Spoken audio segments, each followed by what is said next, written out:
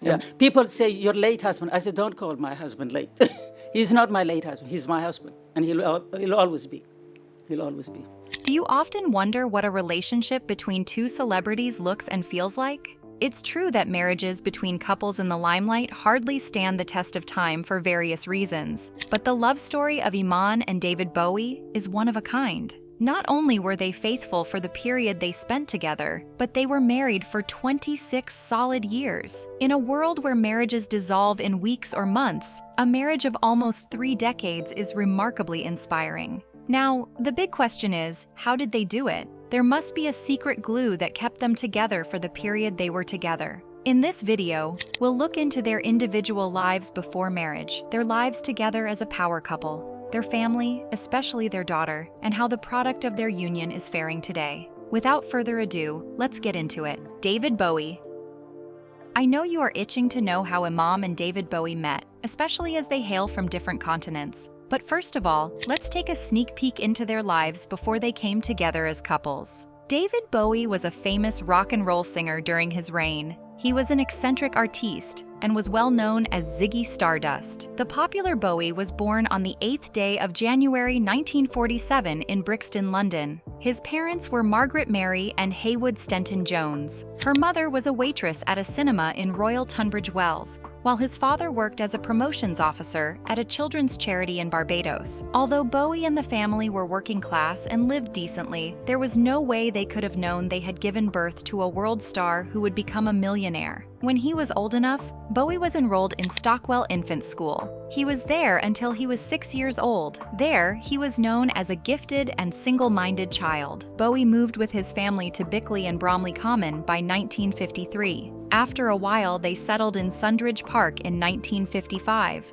where he attended Burnt Ash Junior School. While at the school, Bowie had a penchant for singing, and before long, he sang for the choir. His voice was considered more adequate than most, and to further show his interest in music, he started playing the recorder. Bowie was an all-round kid because he didn't drop at singing and playing the instrument. Do you want to know what he did next? He began dancing. But hold on. His dancing wasn't the usual one where you just move to the beat. His dance steps were pretty imaginative, and his teachers at the time had not quite seen anything like it that they called his moves vividly artistic. The moment he listened to Tutti Frutti by Little Richard, the young Bowie was convinced he had heard God.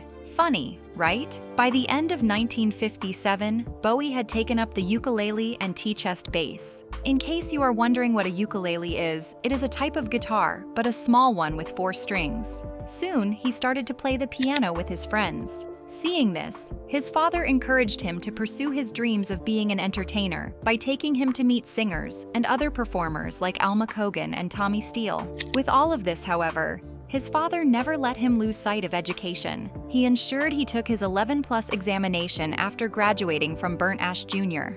After finishing that phase, he was enrolled as a biographer at the Bromley Technical High School. His music career wasn't exactly a walk in the park.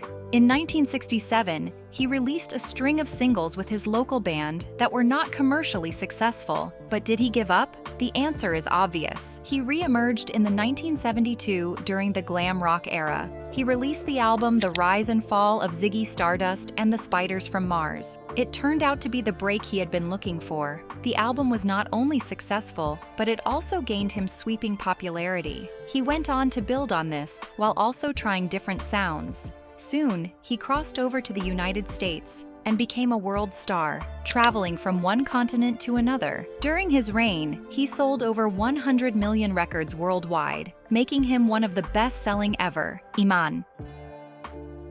As for Iman, she was born in Somalia and named Zahra Mohammed Abdulmajid on the 25th of July, 1955. She is a model and actress. How exactly did she become a model, though? Curious to how she became a supermodel? Let's check it out. Having been born and raised a Muslim, it was understandable that she was raised in a conservative home, where the thought of wearing certain clothes and becoming a model was not even a thing. At some point, she was renamed Iman, a male-given name which means faith in Arabic. This suggestion was made by her grandfather, who believed she would be more prosperous with a name like that. Iman's parents were Maryam and Mohammed Abdulmajid. While her father was a diplomat who served as a Somali ambassador, Iman grew up in a large nuclear family with 2 brothers and 2 sisters. At age 4, she was sent to a boarding school in Egypt, where she spent most of her childhood and adolescence. She and her family had to be moved to Kenya due to political instability. While in Kenya, she studied political science at the University of Nairobi in 1975. At the university, she was discovered to have what it takes to be a model. Sometimes, people have bankable talents that they don't even know they have. Often, it takes someone else to see these potentials and dig it out. In this case, the digger was no other than Peter Beard, an American photographer. Once the potential had been spotted, Iman was moved to the United States, where she began her modeling career. As an African, her long, elegant neck, beautiful, slender structure, and fine copper tone were uncommon in America, making her a highly desired model. She quickly secured her first modeling assignment with Vogue in 1976. Then she modeled for many of the world's most prestigious magazines. There is one thing about Iman, though. She is not just a model and part-time actress, but also a successful business owner. After 2 decades of modeling, Iman launched her cosmetics line that only focused on rare shades of cosmetics for women of color. Being a model whose face had it made up most of the time for photo shoot sessions and runways, it was always difficult to find the right shade of products to use for her as an African with dark skin. She was fully involved in the formulation of the products and even acted as the commercial face of the company. The company grew into a popular brand and started raking up $25 million annually in 2010. In 2021 launched her designer fragrance, Love Memoir. When asked about the idea behind the amber bottled perfume, Iman said it is the color of the sunset that she and her husband David Bowie enjoyed. Their first meeting. The two stars first met in 1990 in Los Angeles. Both of them were single at the time, so it was understandable that their friend, Teddy Antolin, set up a meeting. David Bowie had been single for 10 years after a nasty divorce that rendered him a single father. Take a chill pill. We'll get there. But first, let's talk about the meeting that marked the first step to a 26-year union.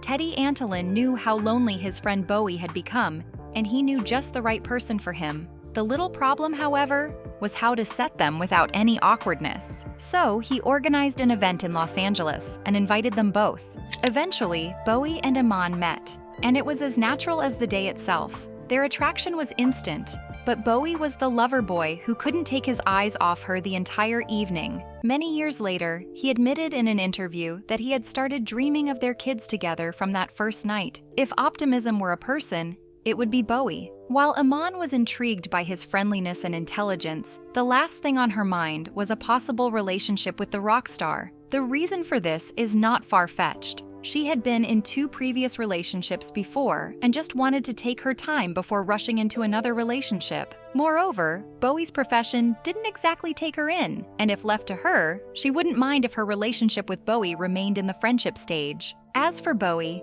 he knew he had met his wife, and all he had to do was impress her and show himself as the ideal man. At that party, he asked her, shy and grinning like a schoolboy, if she would like them to have tea the next day. Iman would later know that Bowie never took tea and had only asked that question out of nervousness. Although born and raised a Muslim, Iman spoke 5 distinct languages. Coupled with being a model who had traveled as much as Bowie, one need not ask why she struck him. Iman was not new to the world of relationships or marriages. When she moved to America, she started modeling and quickly rose the ladder in the modeling industry. She met and dated a few men at 1977 before marrying Spencer Haywood. They had a daughter named Zuleika Haywood together in February 1978. What about Bowie's relationships? Like Iman, Bowie too had waded in the waters of marriage. His own marriage was a tumultuous one. Being a popular figure, he had been involved with various women of different calibers before settling down with Angela Barnett. The pair married on the 19th of March 1970 at the Bromley Register Office in London. A year after, they welcomed their first and only son, Duncan Bowie, in May 1971. Their marriage started facing difficulties from the beginning. One of the earliest issues was when they opened the marriage so they could get romantically involved with other people. This tested their relationship greatly, but they endured it for the sake of their son. Their stormy relationship ended in 1980, with Bowie winning the custody battle. After the divorce, Angela wrote a book titled Backstage Passes: Life on the Wild Side with Bowie. The book discusses their rather turbulent marriage in depth. Hold on a minute. Did that mean it was never real? Well, it gets even more interesting. She went further to say she had only agreed to marry Bowie to get a work permit. Hearing this, you could think it was a one-sided love. Hold that thought. Bowie had something to say too. He said he never loved Angela. Living with her was like living with a blowtorch. Whoa, that's below the belt. After the divorce, Bowie fell into depression and started using substances to combat his loneliness. He would go for shows and return to his empty hotel with no one to welcome him or ask how his day went. He continued like this for 10 years until his friend Teddy felt enough was enough. Winning over and marriage. Knowing all that about Bowie and her past relationships, one could hardly blame Iman for holding back. But Bowie would not take no for an answer. He was sure he could win her over with time. One of Bowie's first gestures of love was sending regular flowers with love notes to her apartment. Despite his hectic schedule as a singer, he also took her on planned and impromptu dates. While all these gestures were thoughtful, they did nothing to sway her from a decision not to get romantically involved with Bowie. Then he did the unthinkable. One day, Iman was returning from a trip on a cool evening. While descending a flight of stairs at the airport, she noticed an unusual number of paparazzi taking a photograph of someone. When she looked closer, she realized it was, in fact, Bowie with a bouquet waiting for her. Right there and then, her resolve melted.